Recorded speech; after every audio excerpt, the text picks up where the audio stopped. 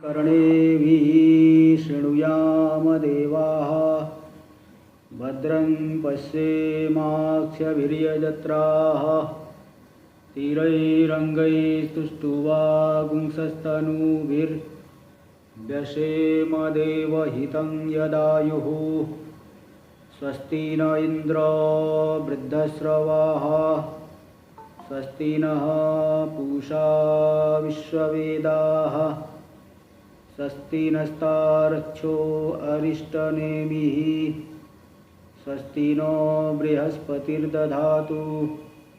ॐ शान्ति शान्ति शान्तिः।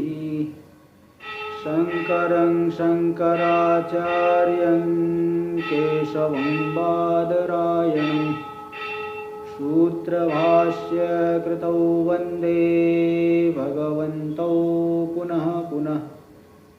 ईश्वरो गुरुरात्मेति मूर्तिभेदविभागिने व्योमवद्व्याप्तदेहाय दक्षिणामूर्तये नमः। ॐ शान्ति शान्ति शान्तिः। अथर्ववेदीय प्रश्नोपनिषद पे हम लोग विचार कर रहे हैं। इसका जो तृतीय प्रश्न है, इसको कौशल्य आश्वलायन ऋषि ने पिप्पलाद महर्षि से पूछा है। इस प्रश्न का उत्तर हम लोग देख रहे थे, तो अंतिम लगभग हो गया था। तो कल इसका 9वां मंत्र पूरा हो गया। जो तेज है, सामान्य तेज वही उदान है, इसलिए ये तेज का अनुग्रह समाप्त होने पर उपशांत तेज हो करके उदान के द्वारा ही सभी इंद्रिया प्राण में लीन हो करके, इंद्रिया मन में लीन हो करके वो देहांतर की प्राप्ति कर लेता है। ते पांचों प्रश्नों का उत्तर तो हो गया, और इसको टीका में भी दिखा दिए कि वो जो है कैसे परमात्मा से उत्पत्ति होती है। सब थोड़ा सा और आगे यहाँ भी दिखा दे रहे, आगे भी दिखा दे रहे, अंतिम में भी यहाँ टीका में दिखा दे रहे प्रश्न का उत्तर कैसे हो गया, ये आगे दिखा ही रहे, इसलिए दोबारा अलग से मुझे बोलने की आवश्यकता नहीं। चलिए देखिए, 10वां मंत्र, 9वां तो पूरा हो चुका था। पहले मंत्र ही देख लीजिए। अच्छा मंत्र नहीं, 10वां हो गया, 10वां भी, हाँ 10वां भी हो गया, 11वां चलेगा। एवं प्राण स्वरूपम निर्धार्य तदुपासनं विधत्ते। इस तरह से प्राण के स्वरूप का निर्धारण करके, प्राण के स्वरूप का पूरा निश्चय करा दी। तद उपासनम विधत्ते, अब प्राण की उपासना का विधान कर रहे हैं, क्योंकि प्राणोपासना के लिए तृतीय प्रश्न आया है। और द्वितीय प्रश्न में भी प्राण की श्रेष्ठता आदि का कथन करके ही, अब गुणों का चिंतन ही तो उपासना होती है, इसलिए प्राण के स्वरूप का निर्धारण करके उसकी उपासना का विधान किया जा रहा है। पहले मंत्र देखिए 11वां। य एवं विद्वान प्राणं वेद नहास्य प्रजा हीयते अमृतो भवति तदेश श्लोकः। जो इस प्रकार से विद्वान जान करके मतलब उसका निश्चय करके उपासना करेगा, केवल सामान्य रूप से ऐसा शब्द जान करके नहीं, विद्वान है ना, तो जान करके निरंतर वो अनुष्ठान करता है, उपासना करता है।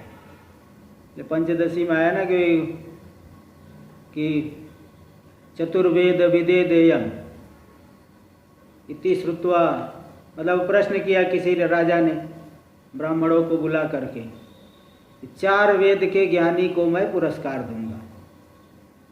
तो 4 वेद का ज्ञानी है, उसको मैं पुरस्कार दूंगा। तो एक जो है ब्राह्मण थोड़ा अल्पज्ञानी थे, वो बोल पड़े जोर से, हाँ हाँ मुझे पता है महाराज जी कि वेद 4 ही है। मैंने कहा 4 वेद के ज्ञानी को मैं पुरस्कार दूंगा। तो बोल पड़ी तुरंत, हाँ महाराज जी मुझे पता है कि वेद 4 है। 4 वेद का ज्ञाता का क्या मतलब, वेद 4 है ऐसे जानने वाले को ज्ञाता कहेंगे। 4 वेद के ज्ञाता का मतलब है कि वेद में क्या क्या आया है, किस किस प्रकार के मंत्र आए हैं, किस किस प्रकार के कर्मों का प्रतिपादन हुआ है, कैसी उपासनाओं का प्रतिपादन हुआ है, ज्ञान कांड में क्या आया है, इस सब को जानेगा तभी चतुर्वेद के का ज्ञाता माना जाएगा। ये नहीं कि वेद 4 है, इतना सुनने मात्र से 4 वेद का ज्ञाता हो गया। मुझे मालूम है कि वेद 4 है इसलिए मैं 4 वेद का ज्ञाता हूँ, इसको नहीं कहा जाता। इसलिए विद्वान मतलब उनके स्वरूप को जान करके, प्राण की उपासना को स्वरूप को जान करके, प्राण के स्वरूप को जान करके जो है, जो वेद यानी निरंतर अनुष्ठान करता है, उपासना करता है, तो उसे क्या फल मिलेगा? 2 प्रकार के फल होते, एक तो लौकिक फल और एक होते हैं अलौकिक फल।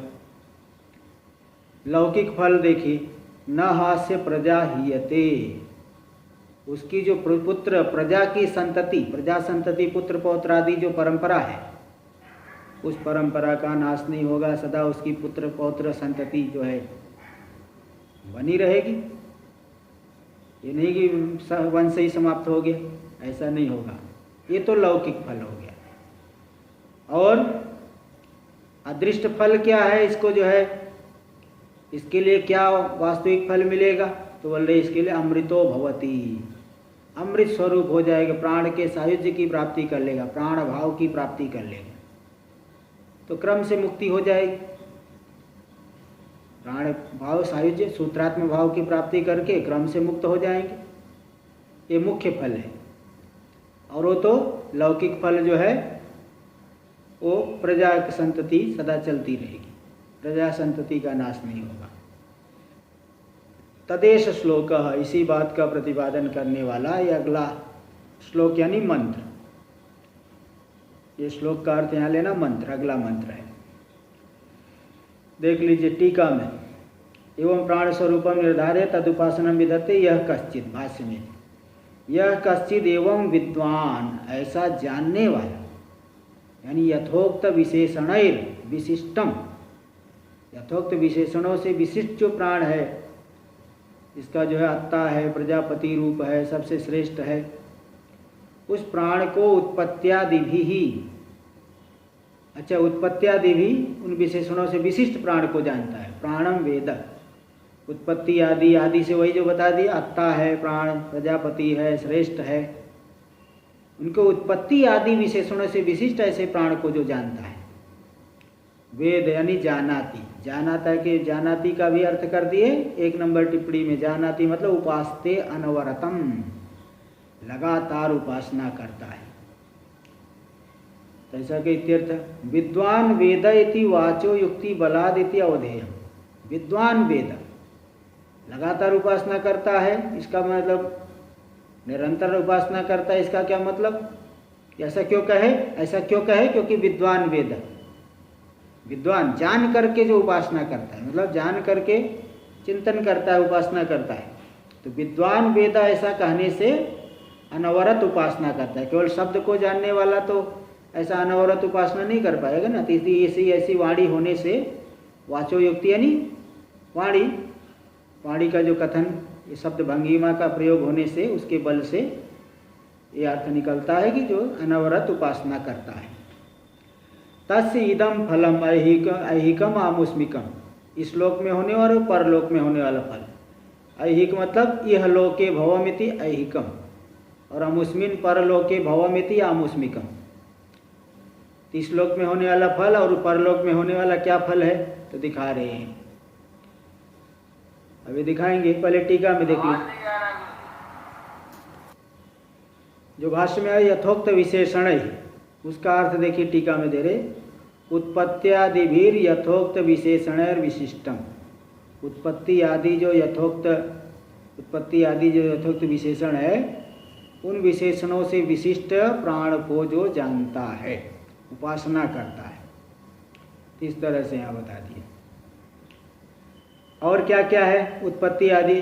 कहाँ से? देखो, आत्मनः प्राणो जायते वाला प्रश्न पूछे थे, प्राण कहाँ उत्पन्न से उत्पन्न होता है? तो आत्मा से प्राण उत्पन्न होता है।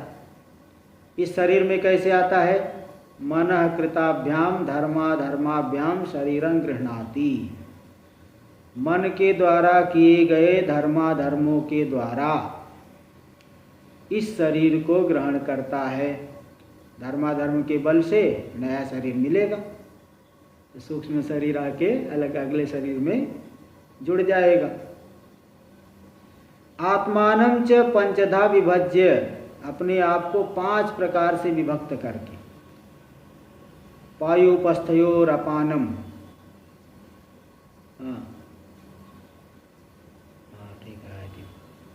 पायुपस्थयोर अपानम स्वस्वरूपम प्राणम चक्षु श्रोत्रयो, अपने आप को 5 रूप में विभक्त करके अपान को कहाँ पे स्थापित कर देता है? पायु और उपस्थ में।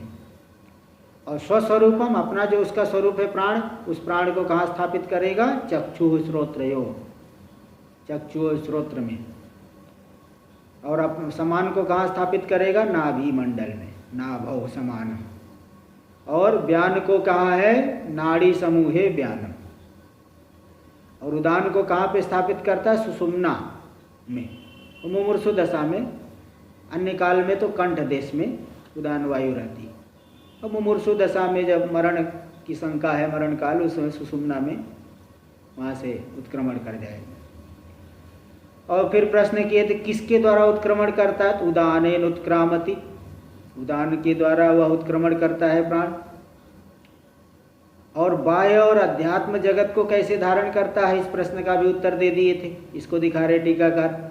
बाह्य प्राणापान समान व्यानो दानानुग्राहकैः, बाह्य जो प्राणापान समान व्यान और उदान के अनुग्राहक है कौन? आदित्य पृथ्वी देवता आकाश वायु तेजो रूप है। आदित्य जो है प्राण की अनुग्रह कर रहा है, पृथ्वी देवता अपान के ऊपर है ना, आकाश जो है आकाशस्थ वायु समान के ऊपर, आकाशस्थ वायु और वायु सामान्य वायु समान के ऊपर, व्यान के ऊपर, आकाशस्थ वायु समान के ऊपर और सामान्य वायु व्यान के ऊपर, और तेज सामान्य तेज उदान के ऊपर अनुग्रह करता है। तो प्राण अपान समान व्यान उदान इनके अनुग्राहक जो क्रम से दे दिए, आदित्य पृथ्वी देवता आकाश वायु तेजो रूप है, इनके अनुग्राहक है। इनके द्वारा अधिदैवम आदित्यादिकम, आदित्यादिक को धारण, अधिदैव जो आदित्यादि को धारण करते हैं। और आदित्यादि कृतानुग्रह अध्यात्मं चक्षुर, आदित्य का अनुग्रह प्राप्त करके आँख से दिखाई पड़ेगा, इंद्रियों के द्वारा तत्त विषय का ग्रहण होता है। इसलिए आदित्यादि कृत अनुग्रह अध्यात्मम, अध्यात्म को धारण करता है। कौन है अध्यात्म? चक्षुर वाक श्रोत्र मनस्त्वक चक्षुरादि ग्राह्यम है ना, चक्षुरादि ग्राह्यम अधिभूतम च। तो आदित्य आदि के द्वारा किए गए अनुग्रह से चक्षु आदि जो 5 है और उनके द्वारा ग्राह्य अधिभूत जो 5 विषय, उनको भी धारण करता है। ये धारण कर, उनको भी वो धारण कर लेता है। स एव उदान वृत्त्या भोक्त्या च युक्तो, यही जो है प्राण उदान वृत्ति के द्वारा भोक्ता से युक्त होकर के, उदान वृत्ति के द्वारा भोक्ता से युक्त होकर, भोक्ता जीवात्मा से युक्त होकर के भोक्तारम लोकांतरम नयति, भोक्ता को लोकांतर में ले जाता है उदान वृत्ति के द्वारा।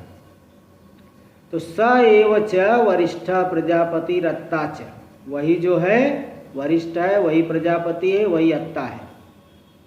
इत्येवं प्राणम वेद, इस प्रकार से जो प्राण को जानता है, जान करके उपासना करता है। अहंग्रह उपासना, देखो यहाँ अंग्रह उपासना है, क्योंकि प्राण भाव की प्राप्ति, प्राण सायुज्य की प्राप्ति कोई प्रतीकोपासना से नहीं होगा, अंग्रहोपासना से। 4 नंबर टिप्पणी में इसीलिए दे दी, प्राणम वेद इति अहंग्रहेण इति अवधेयम। देखो टिप्पणी जो है कैसी जगह पे काम करती है, नहीं तो व्यक्ति कोई जो है इधर उधर भी अर्थ कर लेते, लेकिन टिप्पणीकार ने एकदम स्पष्ट कर दिया कि अहंग्रह के द्वारा, अंग्रहोपासना जो करता है वही व्यापक प्राण मैं हूँ, तो मैं जान करके उसको गुणों का चिंतन करते हैं। क्यों? क्योंकि अहंग्रह क्यों ऐसा अर्थ कर दिए? क्योंकि तत्सायुज्य से अन्यथा नुपत्ति, प्राण के सायुज्य की प्राप्ति, सूत्रात्म भाव की प्राप्ति अहंग्रह को छोड़ करके प्रतीकोपासना आदि से नहीं मिल सकता। हाँ, अनुपत्ति फल से भावनानुसारित्वात्, क्योंकि फल तो भावना के अनुसार होता है, भावना विशेषता फल विशेषोपपत्ति। भावना के विशेष से, भावना की विशेषता से फल में विशेषता आ जाती है। एक ही उपासना अनेक लोग करेंगे, किसी को कम किसी को ज़्यादा। जैसे एक ही कंपनी में कई लोग काम कर रहे हैं, किसी को अधिक सैलरी मिलेगी, किसी को कम मिलेगी, तो उसकी योग्यता है। इसी प्रकार जैसी भावना, भावना का जितने प्रकर्ष है तो जो है सायुज्य की प्राप्ति कर लेंगे। इसीलिए यहाँ पे प्राण का सायुज्य जो है वो अंग्रह के अतिरिक्त अन्य उपासना से नहीं मिल सकता। इसलिए यहाँ प्राण को की जान करके उपासना करता है, मतलब अहंग्रह के द्वारा उपासना करता है, अहंग्रह उपासना करता है।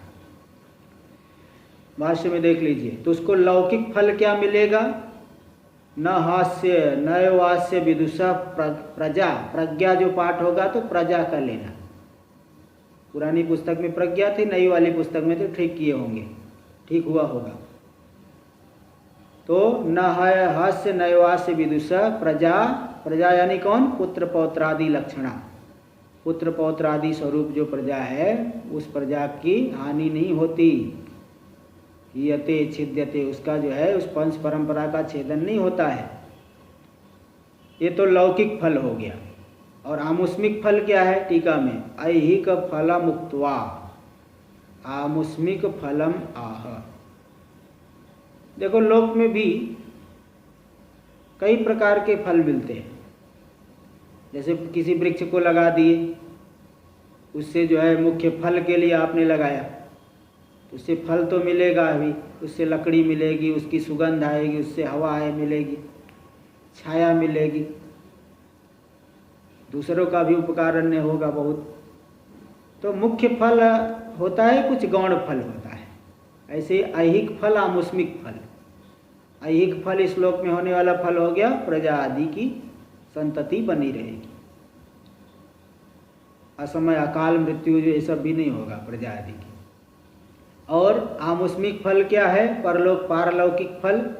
तो बता रहे भाई पतिते च शरीरे प्राण सायुज्यतया, शरीर पतित होने पे प्राण के सायुज्य की प्राप्ति कर लेंगे। सायुज्य संयुग भाव, संयुग भाव मतलब उसी प्राण रूपता में ही तादात्म्य हो जाएगा, वही व्यापक प्राण। ऐसी उपासना पहले से किए है तो तादात्म्य हो जाएगा, इसलिए प्राण भाव की प्राप्ति हो जाएगी। सूत्रात्म भाव की प्राप्ति हो करके अमृत हो गए, अमरण धर्मा, मरण धर्म वाले नहीं रह गया, मरण जन्म मरण के चक्कर में नहीं, क्रम से मुक्त हो गए। भवति तदेतस्मिन् अर्थे संक्षेपा विधायक एष श्लोको मंत्रो भवति। इसी अर्थ में थोड़ा सा संक्षेप का कथन करने वाला ये श्लोक यानी मंत्र है। श्लोक तो स्मृति ग्रंथों में होता है, इसलिए श्लोक पद का अर्थ यहाँ प्रकर प्रसंग को देख करके मंत्र ले लीजिए, क्योंकि वेद है इसलिए श्लोक का अर्थ यहाँ मंत्र ले लीजिए। ये श्लोक होता है। टीका में देख लीजिए, अमृतत्वम च नात्र मुख्यम, यहाँ पे मुख्य अमृतत्व नहीं, विदेह मुक्ति नहीं, कि विदेह मुक्ति नहीं लेना, वो क्रम से मुक्त होंगे। किंतु प्राण सायुज्यम एवं, प्राण सायुज्य होगा तो क्रम से मुक्ति होगी। इत्या प्राणित। और ये फल किस? इदम तु कामिनः निष्काम से जो चित्त एकाग्र, ये तो कामी जिसके अंदर कामना है कि भाई मुझे ब्रह्मलोक के भोग मिले, कुछ तो कामना है तो मिलेगा। और जो निष्काम है वो चित्त का एकाग्रता हो जाएगी। चित्त की एकाग्रता के द्वारा यहीं पे ब्रह्म ज्ञान का अधिकारी बन करके मुख्य अमृतत्व की प्राप्ति ज्ञान के द्वारा हो जाएगी। तो चित्त एकाग्रम निष्काम को होगा, चित्त एकाग्र हो गया तो तत्शुद्धि द्वारा मुख्यमेव अमृतत्वम भवति। चित्त की शुद्धि के द्वारा उस निष्काम अधिकारी को मुख्य अमृतत्व ही मिल जाएगा, श्रवण आदि करके। इति द्रष्टव्य में जान लेना चाहिए। इस तरह से बताए। तो यहाँ पे ये दे दिए अंतिम मंत्र। अब देखिए, यानी तृतीय प्रश्न के अंतिम मंत्र। उत्पत्ति मायतिं स्थानं विभुत्वं चैव पंचधा अध्यात्मं चैव प्राणस्य विज्ञायामृतमश्नुते विज्ञायामृतमश्नुत इति। उत्पत्ति, प्राण की उत्पत्ति को जान करके वही चिंतन। उपासना में तो गुणों का ही चिंतन करना है। उपासना में नहीं मनोराज्य करना है, गुणों का चिंतन करना है। जिसकी उपासना कर रहे हो वो गुणों का चिंतन कर रहे हैं। लोक में भी कहते हैं ना, देखो राजा की उपासना कर रहा है, गुरु की उपासना कर रहा है, मतलब गुरु का ध्यान कर रहे तो कह रहे देखो गुरु की उपासना करे, तत्पर होकर के सेवा करे, देखो गुरु की उपासना करते हैं। राजा की उपासना कर रहे, राजा का तत्पर होकर ध्यान कर रहा है, चिंतन कर रहा है, उपासना कर रहे, सेवा कर रहे हैं। तो इस तरह से लोक में भी देखिए, जो तत्पर होकर के जब लगते हैं तो उसी कहते उपासना कर रहे। इसी प्रकार यहाँ प्राण के गुणों का चिंतन करोगे तभी उपासना होगी। देवता की उपासना का क्या मतलब, गुणों का चिंतन करना पड़ेगा तत्पर होकर के, तो उपासना कही जाती। इसलिए अंतिम में फिर से दोबारा याद दिला दे रहे, उत्पत्तिम आयतिम स्थानम, प्राण की उत्पत्ति कहाँ से हुई है ये बात बताई गई, इसका चिंतन करके। आयतिम, आयतिम मतलब आयातिम, टिप्पणी में दे देंगे, टीका में दे देंगे, 12वीं की टीका देखो, आयतिम यानी आयातिम इत्यर्थ, ह्रस्वत्वम छांदसम। आयातिम को आयतिम क्यों पढ़ दिया, ह्रस्व क्यों पढ़े, छांदस प्रयोग है, छंद में जैसा प्रयोग हुआ है वैसा ही आपको पढ़ना है। आजकल कुछ ज़्यादा होशियार लोग हो गए हैं, होशियारी क्या, वो लोग अपनी मूर्खता ही प्रकट करते हैं। गीता के श्लोकों को जो है अलग अलग करके लिख देते हैं, वो मतलब पूरी तरह से मूर्खता दिखा रहे हैं कि मूर्ख है आप। भाई जब आप जैसे विसर्ग है, कुछ संधि कार्य, इंग पदांता दति लग करके एक अक्षर कम होता है, छंद पूरा करने के लिए संधि जरूरी होती है। अब वो अलग अलग लिख दोगे, अक्षर बढ़ जाएगा, छंद जो है भंग हो गया, तो पूरी तरह से अपनी मूर्खता ही प्रकट करते हैं। देखो पढ़ते समय जैसा लिखा है वैसा पढ़ो, और बाद में आप उसका अर्थ करते समय, अन्वय आदि करते समय आप अलग करिए, वो ठीक है। लेकिन पढ़ते समय आप जो है पढ़ने के लिए उसे ऐसा अलग अलग करके लिख दिए हो, लोग भ्रांत हो जाते हैं। तो इस तरह से कोई गलत परंपरा चल पड़ती है। इसलिए जो है कभी भी जैसा हमारी पुस्तकों में है पहले से, उसी को अनुसरण करना चाहिए, ये बात सभी को ध्यान रहे। हाँ, नहीं तो गलत परंपरा एक चल पड़ती है। तो इस तरह से आयतिम जो है तो ऐसा ही मंत्र में बोला जाएगा, भले उसका अर्थ करते समय कि आयति ये छांदस प्रयोग है, इसलिए आयातिम, आयतिम नहीं आयातिम। आयातिम मतलब प्राण की जो आगमन है शरीर में कैसे आया, इसका भी बताया गया। और स्थानम, प्राण किस किस रूप में स्थित है, 5 प्रकार से अपना स्थित है, कहाँ कहाँ किसकी स्थिति अभी देखो टीका में अभी भी बता दी। विभुत्वम च, प्राण की जो व्यापकता सूर्यमंडल तक, बताओ सब जगह व्याप्त है।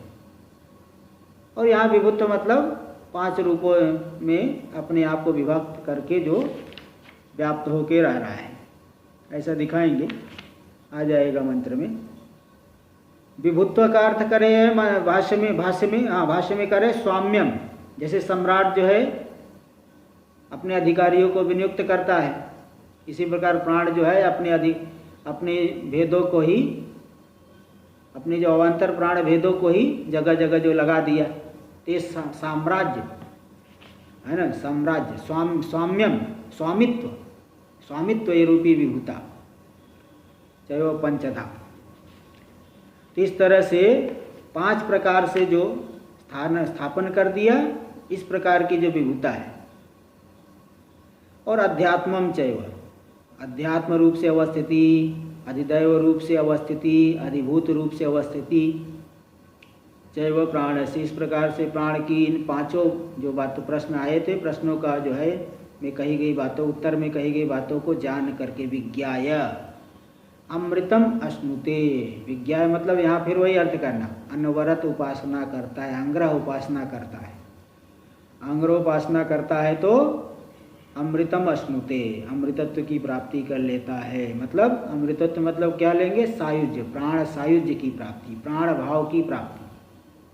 और निष्काम भाव से करेगा तो चित्त एकाग्र होकर के ज्ञान का मुख्य, यहाँ पे मुख्य ज्ञान का अधिकारी यहीं पे हो जाएगा, साक्षात मुक्ति का अनुभव करेंगे श्रवण करके फिर। और यहाँ तो प्राण भाव की प्राप्ति करके क्रम से मुक्त होंगे। विज्ञायामृतम अश्नुते ये 2 बार दे दिए है तृतीय प्रश्न की समाप्ति अर्थ में, इसलिए 2 बार दे दिए। देख लीजिए आगे भाष्य में, उत्पत्ति, प्राण की कहाँ से उत्पत्ति हुई? परमात्मना, परमात्मा से, पंचमी एक वचन, परमात्मा से प्राण की उत्पत्ति हुई। आयतिन यानी आगमनम, प्राण कैसे आया? मनोकृतेन, मन के द्वारा किए गए धर्माधर्म के द्वारा इस अस्मिन शरीर, इस शरीर में आया। स्थानम यानी स्थिति, प्राण किस प्रकार से स्थित है शरीर में? कहाँ कहाँ स्थिति च पायुपस्थादि स्थानेषु, पायुपस्थादि स्थान में जो प्राण किस प्रकार से स्थित है। विभुत्वम च स्वाम्यम, विभुत्व यानी स्वामित्व, मालिक होता है ना, स्वामित्व, स्वामित्व जो दिखाए। सम्राट इव, जैसे सम्राट के समान, भाषा में सम्राट इव दे दिए, लेकिन ये बोले कि सम्राज इव, षष्ठी कहना, जैसे सम्राट की स्वामित्व होती है, स्वामीपना होता है, इसी प्रकार। तो मतलब वो समझ लेंगे उससे, उसी तरह, उसी अर्थ में विवक्षित है। इसलिए ऐसा टिप्पणीकार ने इस तरह से अर्थ निकालना है, बस इसके लिए दे दिए। बाकी भाष्य की तो बात तो भाष्य में ही दिखाई दिए है, सम्राट व प्रथमांत दिए।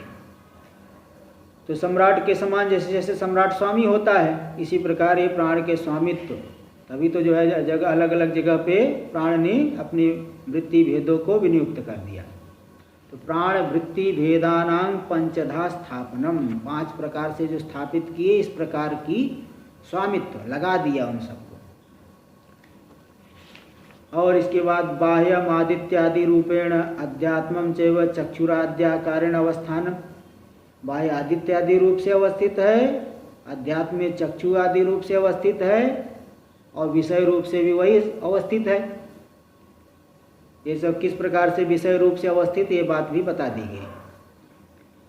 इन सब बातों को विज्ञाय, देखो यहाँ भी 1 नंबर टिप्पणी में फिर से याद दिला दिए, विज्ञाय एवं इति यथोक्त उत्पत्ति आदि मत्वेन ध्यात्वा, यथोक्त जो उत्पत्ति आदि मत्व, उत्पत्ति आदि गुणों से विशिष्ट प्राण का ध्यान करके, चिरम, थोड़े दिन नहीं, 2-4 दिन नहीं, चिरकाल तक, किस प्रकार से? अहंग्रहेण, वही व्यापक प्राण मैं हूँ, अहंग्रह उपासना के द्वारा, अहंग्रह उपासना करके, अहम रूप से ध्यान करके, तो फिर क्या मिलेगा? प्राणम अमृतम अश्नुते, विज्ञा एवं प्राणम, प्राण को इस तरह से उपासना करके अमृतत्व की प्राप्ति कर लेंगे, ते प्राण सायुज्य की प्राप्ति, ब्रह्म मुक्ति फिर हो जाएगी।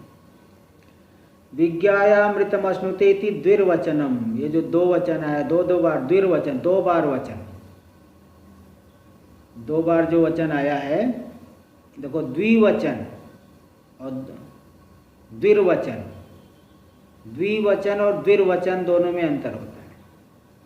द्विवचन मतलब 2 वचन, रामौ, मनुष्यो, 2 वचन, मतलब 2 को लेना है। और द्विर्वचन मतलब 2 बार कथन, र ऊपर गया ना वाक्य, तो द्विर्वचन 2 बार जो कथन हुआ है, प्रश्नार्थ परिसमाप्त्यर्थम, प्रश्न रूपी अर्थ की परिसमाप्ति के लिए जो तृतीय प्रश्न है, इस अर्थ की, प्रश्न रूपी अर्थ की परिसमाप्ति के लिए 2 बार कथन किया गया, विज्ञायामृतम अश्नुते। इस तरह से, हाँ बोलिए। उपासना जैसे आपने बताया, इसमें जैसे पाठ कर रहे हैं, तो पाठ करने में तो चिंतन कैसे होगा? पाठ करते समय अर्थ का चिंतन करोगे कि नहीं? अर्थ का नहीं चिंतन करोगे तो परिवार का चिंतन होगा फिर। अर्थ का चिंतन रूप करके तो नहीं कर सकते, पाठ करके। हाँ तो मतलब उसके, देखिए उस समय उसके अर्थ का ही चिंतन करिए, उतना तो करिए, बस वही कह रहे। पाठ करते समय उसके अर्थ का चिंतन करो, और उस समय अलग समय में और अच्छे से उसका ध्यान करिए। क्यों ये थोड़ी कि केवल पाठ ही कर लेना है, तो चिरकाल तक अहंग्रह करना है ना। यहाँ तो पाठ क्या, वही उसके गुणों का ध्यान चिंतन। देखो अहंग्रह में तो पाठ की बात नहीं, यहाँ तो आप बैठा लिए हो मन में, उसको ध्यान अहम रूप से उपासना करना है। और कुछ पाठ हो तो अलग समय उसके लिए रखना पड़ेगा, है ना। तो पाठ के समय भी उसके अर्थ का ध्यान करिए, और फिर अहम रूप से उसका उपासना करिए। महाराज जी, हाँ जी बोलिए, थोड़ा कृपा करेंगे। बोलिए बोलिए, क्या क्या? ये अहंग्रह अपना थोड़ा सा प्रकाश डालिए। अंग्रह मतलब अहंग रूप से ग्रह, ग्रह यानी ज्ञान, मैं करके वह जो प्राण है वह मैं ही हूँ। जैसे विष्णु का ध्यान करे अहंग्रह, वो व्यापक विष्णु परमात्मा मैं ही हूँ। ये जो चिंतन है अहंग्रह, ग्रह यानी ज्ञान, अहम रूप से ग्रह, ग्रह यानी ज्ञान, मैं करके जो जान रहे वही मैं हूँ, ये अहंग्रह उपासना है। हाँ, ये तो कई जगह आता है अहंग्रह उपासना। महाराज जी, उपाधि एक जो है उत्पत्ति आदि गुण क्या है? यथोक्त तो भाई यथोक्त अब भी बताए, टीका में सब बता दिए ना कि वो परमात्मा से उत्पत्ति हुई है, और जो है कैसे मन के द्वारा किए गए कर्मों के द्वारा शरीर में आया है, 5 प्रकार से स्थित हो गया है। पांचों बातें बताए ना प्राचीन प्रश्न का उत्तर। अब पूर्व द्वितीय वाला भी ले लेना, वहाँ श्रेष्ठ है, अत्ता है, प्रजापति है, उन सब गुणों का भी चिंतन करना है। और प्राण उपासक को उन मंत्रों को जो बताए थे, उन मंत्रों का रोज पाठ भी करना है, वो भी बता दिए थे। इत्यथर्ववेदी प्रश्नोपनिषदि तृतीय प्रश्न इति श्रीमद् परमहंस परिव्राजकाचार्य श्रीमद् गोविंद भगवत पूज्य पाद शिष्य श्रीमद् शंकर भगवतः कृतौ प्रश्नोपनिषद भाष्ये तृतीय प्रश्न इति श्रीमदानंद ज्ञान विरचित प्रश्नोपनिषद भाष्य टीकायां तृतीय प्रश्न। ओम शांति शांति शांति।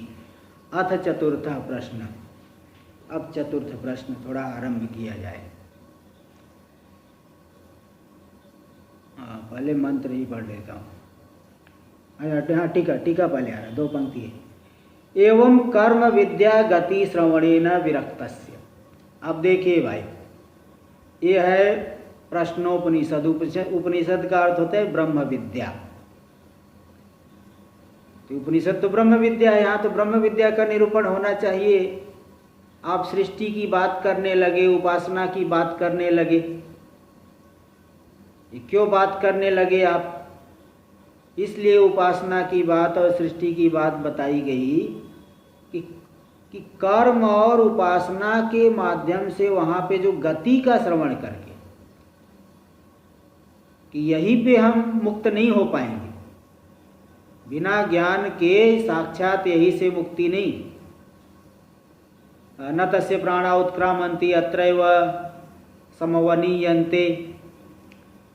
ज्ञानी के प्राण उत्क्रमण को नहीं प्राप्त करते, यहीं पे विलीन हो जाते हैं। लेकिन यहाँ कर्मों में तो गमनागमन होता है। जैसे अभी बताया, उदान वायु के द्वारा सुषुम्ना के माध्यम से वो सीधे ब्रह्मलोक चले जाएंगे। तो कर्म और विद्या में, उपासना में जो है वो तो गमनागमन होता है। इसलिए कर्म एवं कर्म विद्या गति श्रवणेन, कर्म और विद्या, विद्या नहीं यहाँ लेना उपासना, उसकी जो है गति, उसकी फल, गति गमन, गमन को सुन करके यहाँ जाना पड़ेगा, है ना। इसलिए ब्रह्म सूत्र में सूत्र है कार्यम बादरीरा से गत्युपपत्ते है। उपासना के द्वारा शुद्ध ब्रह्म को प्राप्त करेंगे कि कार्य ब्रह्म को प्राप्त करेंगे? वहाँ बताए कार्यम बादरीरस्य गत्युपपत्ते है, ब्रह्म सूत्र में सूत्र आया।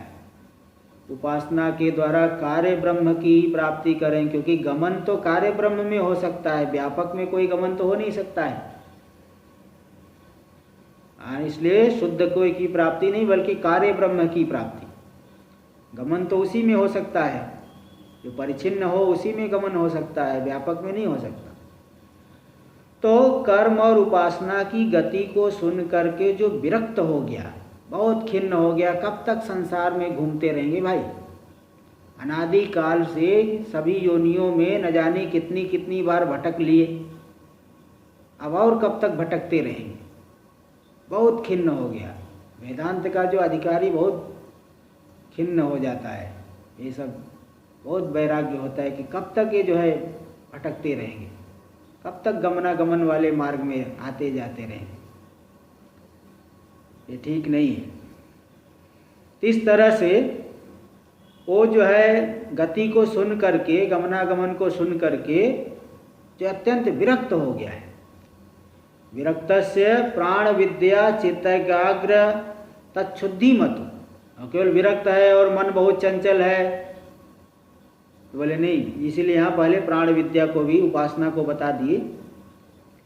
प्राण विद्या की चित्त के द्वारा मुख्य फल बताए थे चित्त एकाग्र, चित्त की एकाग्रता, और तच्छुद्धि मत, और चित्त की शुद्धि। गमनागमन को सुन करके जो वैराग्य की प्राप्ति कर लिया है और उपासना करके जिसका चित्त एकाग्र हो गया है और अत्यंत शुद्ध हो गया है, अतएव साधन चतुष्टय तो, इसलिए साधन चतुष्टय से संपन्न हो गया। देखो इसीलिए बताए थे मुख्य जो अधिकारी, मुख्य फल है चित्त एकाग्र होगा और चित्त शुद्ध होकर के मुख्य अमृतत्व का भागी हो जाएगा। तो मुख्य अमृतत्व का वो व्यक्ति निष्काम पुरुष भागी हो गया। अब ये श्रवण करके, अब इस चतुर्थ प्रश्न में तो पूरा ये ज्ञान का ही कथन हो रहा है, स्वरूप का ही बताया जाएगा।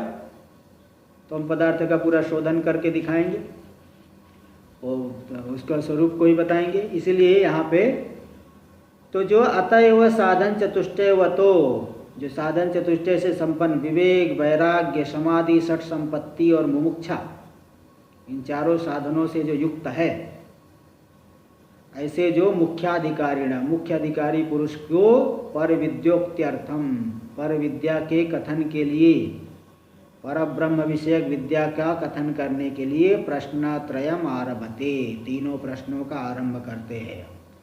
वेद भगवान यहाँ पे तीनों प्रश्न का आरंभ, आखिरी के 3 प्रश्न का आरंभ करते हैं। अतः हैनम, पहले मंत्र देख लीजिए। अथ चतुर्थ प्रश्न, अब इसके बाद चतुर्थ प्रश्न, प्रथम मंत्र। अत हैनं शौर्यायणी गार्ग्य पप्रच्छ भगवन्नेतस्मिन् पुरुषे कानि स्वपन्ति कान्यस्मिन् जाग्रति कतर एष देवः स्वप्नान् पश्यति कश्चैतत् सुखं भवति कस्मिन्नु सर्वे संप्रतिष्ठिता भवन्तीति।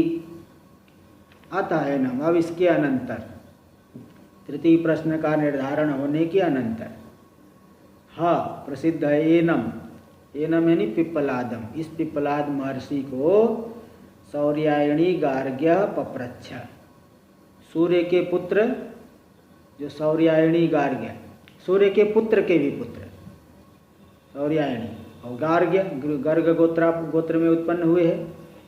3 शौर्यायणी गार्ग्य ऋषि ने पिप्पलाद महर्षि से प्रप्रच्छ प्रश्न किया। क्या प्रश्न किया? इस चतुर्थ में भी 5 अवान्तर प्रश्न आ रहे हैं। जैसे तृतीय में 5 अवान्तर प्रश्न थे, चतुर्थ में भी 5 अवान्तर प्रश्न हैं। भगवान एतस्मिन् पुरुषे कानि स्वपन्ति, जब हम लोग सो जाते हैं, जागृत अवस्था को छोड़ करके स्वप्न अवस्था में, सुषुप्ति अवस्था में चले जाते हैं, इस पुरुष में कौन कौन सोता है? शरीर तो दिखाई पड़ता है, प्राण भी चलते हुए दिखता है, आपको नहीं मालूम पड़ता, दूसरे को तो दिखाई पड़ता है प्राण चल रहे, शरीर हिल रहे, प्राण के जो है पेट ऊपर नीचे भी इसीलिए होते रहता है। और किसी किसी घर घर आवाज़ भी आती है, मतलब वो खर्राटे लेता है जो।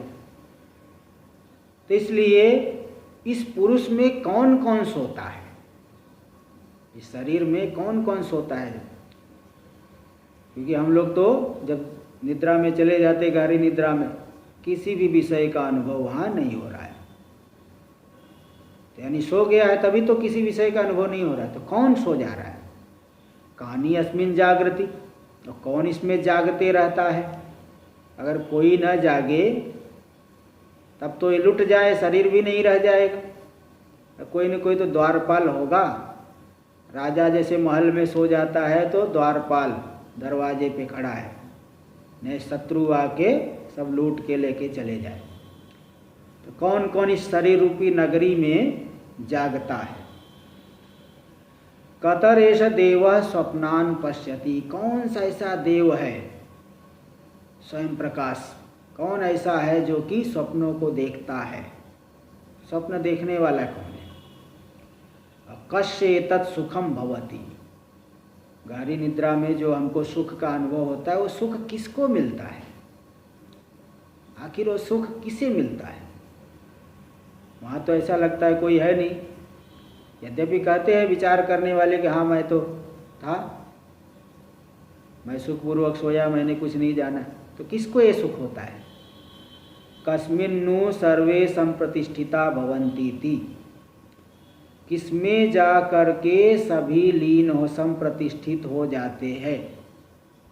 देखो सुषुप्ति काल में और प्रलय काल में, प्रलय काल भी ले लेना, इन दोनों ही अवस्थाओं में किसमें जा करके सब प्रतिष्ठित हो जाते हैं?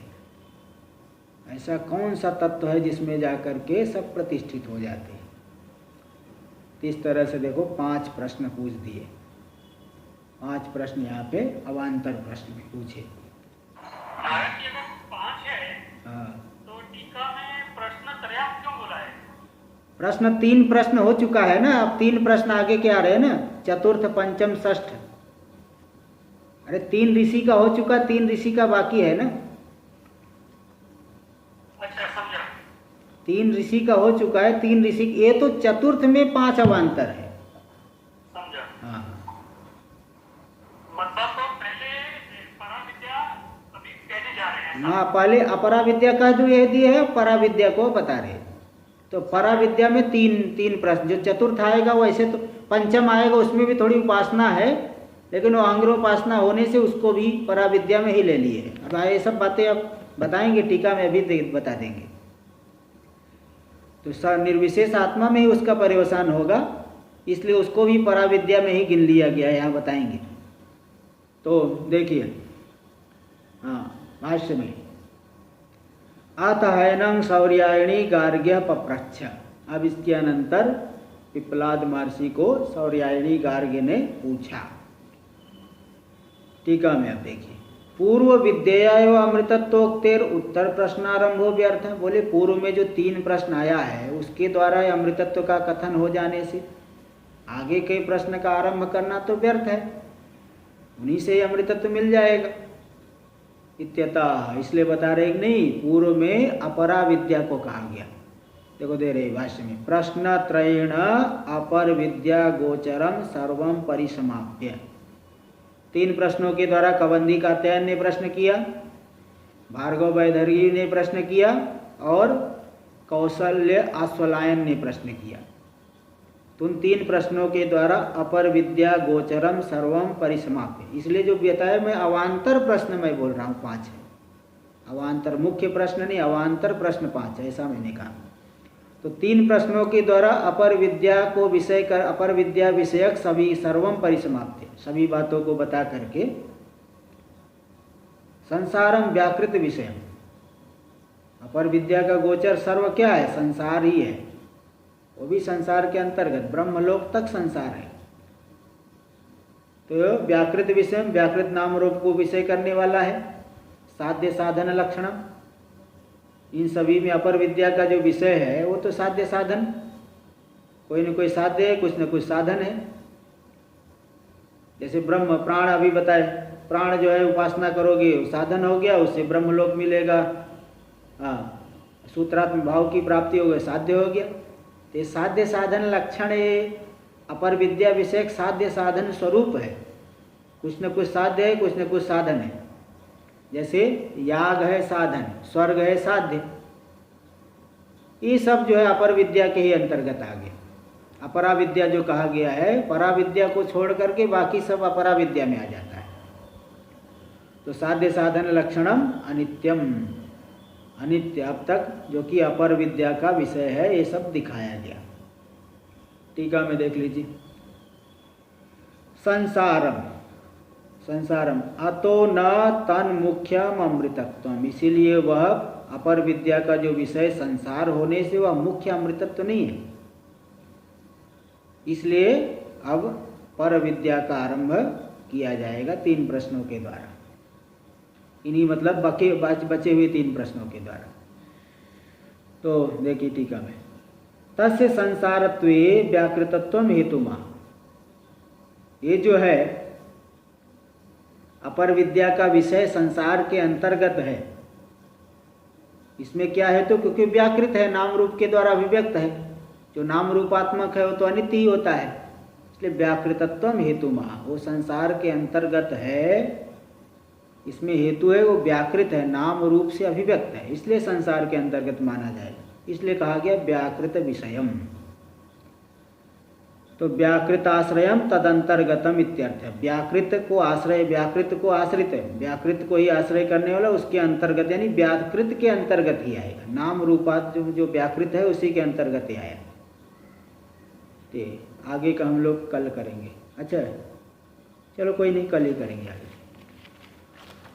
ओम भद्रं कर्णेभिः शृणुयाम देवाः, भद्रं पश्येमाक्षवीर्यजत्राः, स्थिरैरङ्गैस्तुष्टुवागुंसस्तनूभिर्व्यसेम देवहितं यदायुः। स्वस्ति न इन्द्रो वृद्धश्रवाः, स्वस्ति नः पूषा विश्ववेदाः, स्वस्ति नस्तारक्षो अरिष्टनेमिः, स्वस्ति नो बृहस्पतिर्दधातु। ओम शांति शांति शांति। शंकरं शंकराचार्यं केशवं बादरायणं सूत्रभाष्यकृतौ वन्दे भगवन्तौ पुनः पुनः। ईश्वरो गुरुरात्मेति मूर्तिभेदविभागिने व्योमवद्व्याप्तदेहाय दक्षिणामूर्तये नमः। ओम शांति शांति शांति।